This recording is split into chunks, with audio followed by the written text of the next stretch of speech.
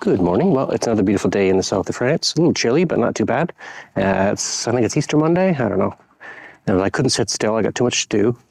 So what I'm going to do is something quiet, which is to put in the irrigation line. I'm going to dig a trench to get water to the circle with the rows in it, and also to this circle with a hedge around it, in case we ever want to put plant pots over like that. So I'm going to just bury them down probably about 6 inches into the ground. It's just a feeder hose, isn't like a main one. And that's going to connect to a block, which I'm also going to bury in the back corner near the greenhouse. So, and then maybe later I'll show you what kind of drippers I use and why I chose to use them and stuff like that. So anyways, let's get going.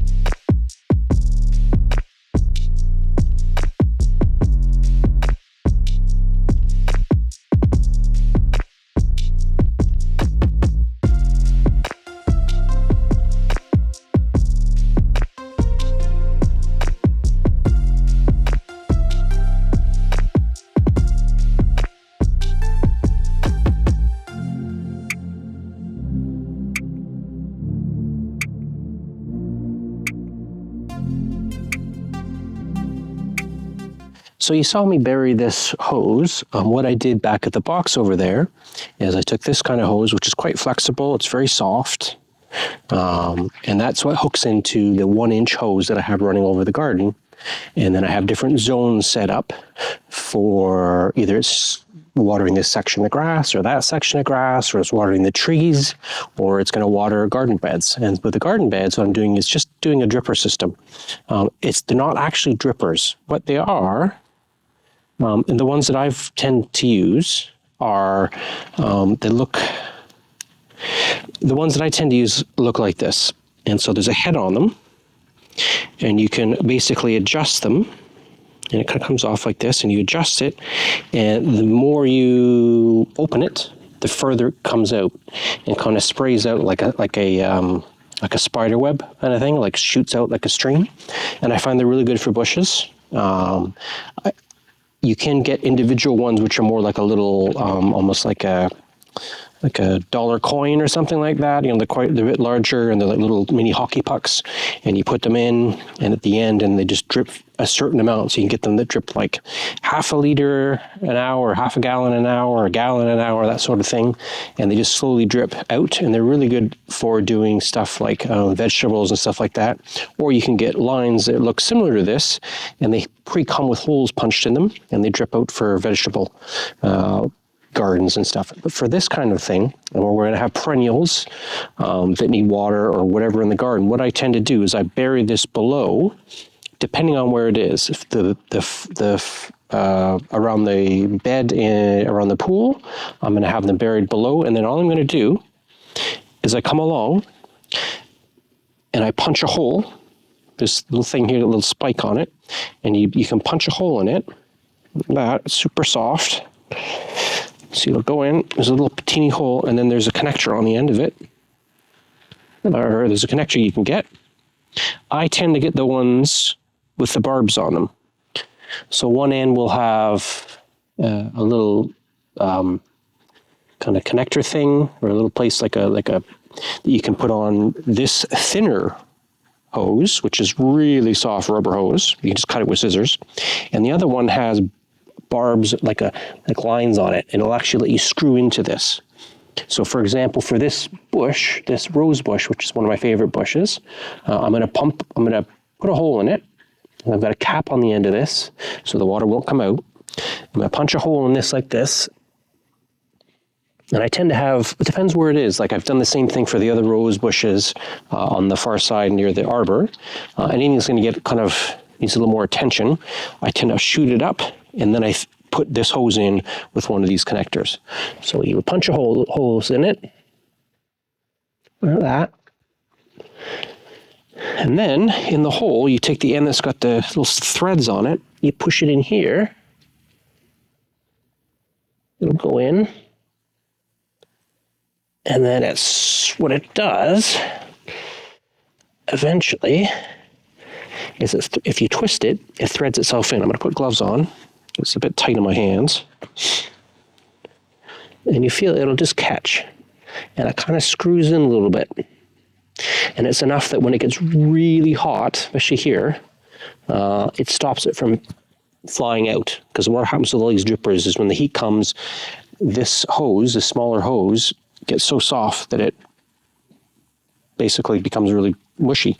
And then what I would do is I would take this end and you attach it to here. Like that. And then I decide where I want to put this thing. Now, I'm probably going to put it right under here, kind of away from the leaves a bit. It's kind of hidden. I don't want to be seeing them everywhere. So I'm going to give myself maybe a foot, 6 inches to a foot of this wire. And this hose, you clip that off. You put it on there at the end. And then when I turn the sprinkler system on for this line, what it will do is it will spray water out, and I can then come along and adjust it. So certain plants, the bigger ones, I tend to put them higher. What I've seen on another one, we have a lot of Rose of Sharons on the other side near the garage, and I only have 4 drippers. And even though there's only 4 of these drippers, it's still putting out 61 gallons, 64 liters a minute. I don't know how many gallons that is, but it's quite a lot. So what you could do is you would then look at it as, well, you calculate how much you need to water. Well, if you're getting 64 liters on that, that's not going to take long to get it watered, because if you think about a big watering can, what was that? I don't even know, but it's quite a lot of liters. So it's a full watering can in about a minute. Doesn't look like it, but it seems to come out. And once again, I've got the flow meter. I've checked the flow meter into a bucket of water to see if it's correct, and it is.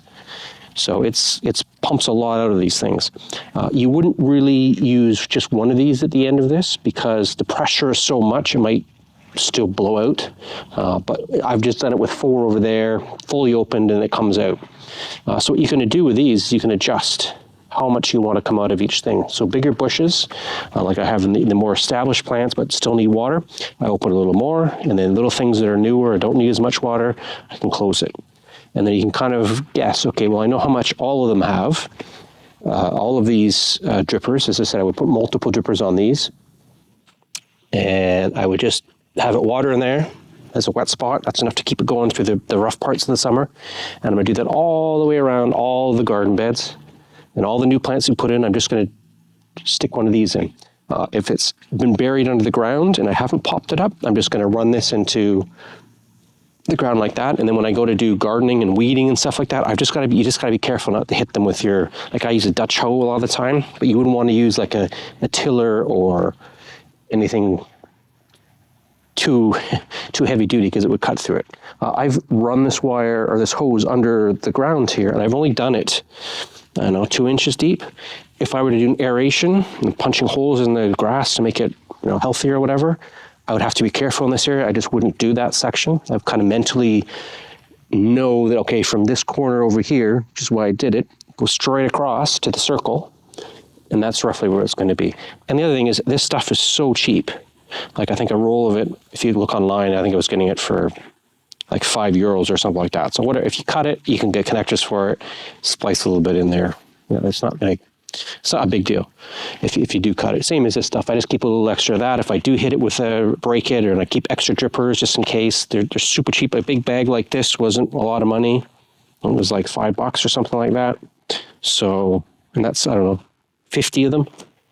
You know, they're cents each. So what it does is it allows you to really focus where you want the water. So I'm not watering the entire garden. So even though I've only got 4,000 liters, most of that would probably go to watering for about an hour a week total kind of thing.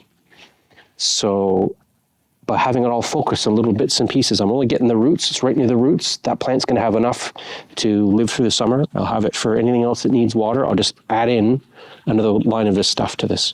And if overall there isn't enough pressure, because I've got some really long runs that I'm doing, if there isn't enough pressure, you just turn them all the way down and you run it for longer. And eventually it should reach it all. It becomes more of like a drip, drip, drip.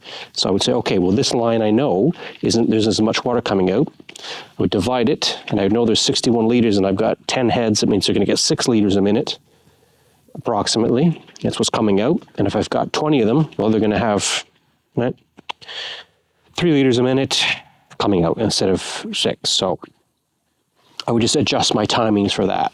And that's basically how I manage it all. As I said, if I were to get a vegetable garden, I may do it slightly different, but we're not doing that right now. So I'm happy with these heads because I can adjust them.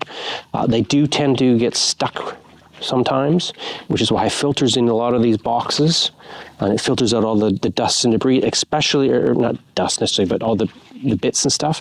When I get using the gray water and stuff that's coming from the roof, that stuff is going to be basically used for, you're going to have a lot of debris and stuff in it. So I'm going to have to probably get another filter for that. But yeah, worst case, you just undo these, it squirts out, and you're done. And that's it. Well, it's the next morning. I thought I was done with the dirt, but guess what? I'm not. So I filled in an area around the greenhouse, and I thought that I would need a lot more dirt to fill it in, but because I dug a pit for to connect to the drip system to the irrigation, it ended up making a little more dirt than I expected, so I don't need as much as I need, or as much as I thought. So I'm just going to get a little more dirt. It's half a trailer, and then I promise I'm done.